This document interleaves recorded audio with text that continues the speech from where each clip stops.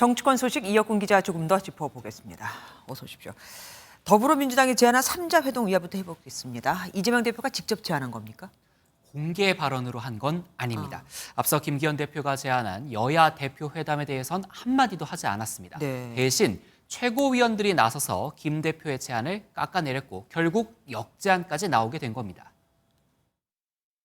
권한도 없는 바지 사장과 의미 없고 효과 없는 시간 낭비를 하는 것보다는 실질적인 윤 대통령과 이재명 대표의 회담이 이루어지길 바랍니다.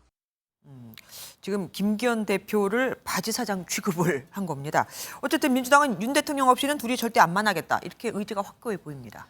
네, 민주당은 나름의 절충안을 내놨다 이렇게 주장을 하고 있습니다.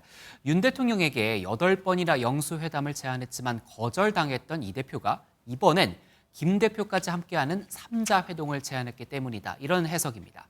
하지만 국민의힘은 여야 대표 회담이 먼저라고 선을 그었습니다.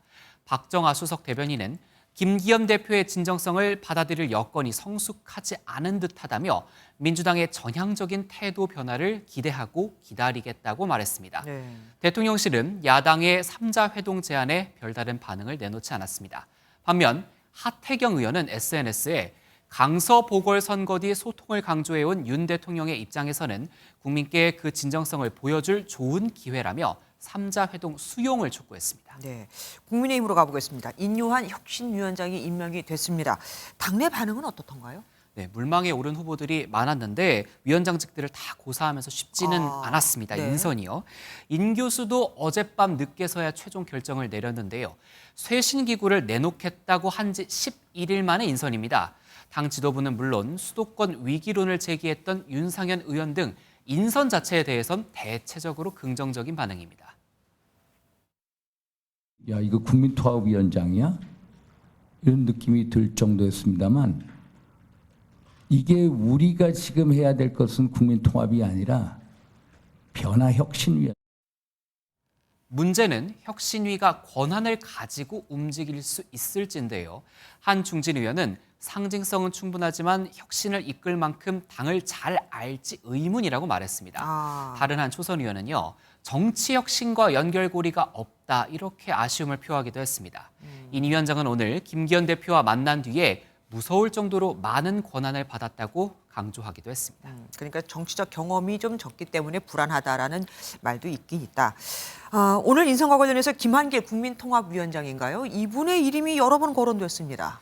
네, 오늘 인선과 관련해서 인 위원장에게 이런 질문이 나왔습니다. 일각에서는 김한길 위원장 추천이라고 하는데 이것도 어떻게 보세요? 위원장님 의료 민영화 관련.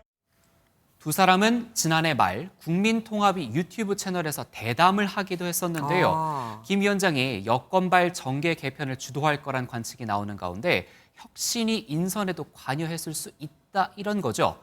김 위원장, 혁신위는 물론 신당 창당설 모두 일축했습니다. 신당 창당은 생각해 본 일도 없고요. 앞으로도 그럴 일은 없을 겁니다. 하지만 국민의힘 혁신위원회가 제 역할을 하지 못하거나 여권 쇄신이 뜻대로 진행되지 않는다면 이런 질문이 계속 나올 것 같습니다. 그렇겠네요. 지금까지 이혁근 기자와 함께했습니다. 고맙습니다. 안녕하세요. 김주하입니다. 공정하고 신속한 MBN 뉴스, 유튜브를 통해서도 만나보실 수 있습니다.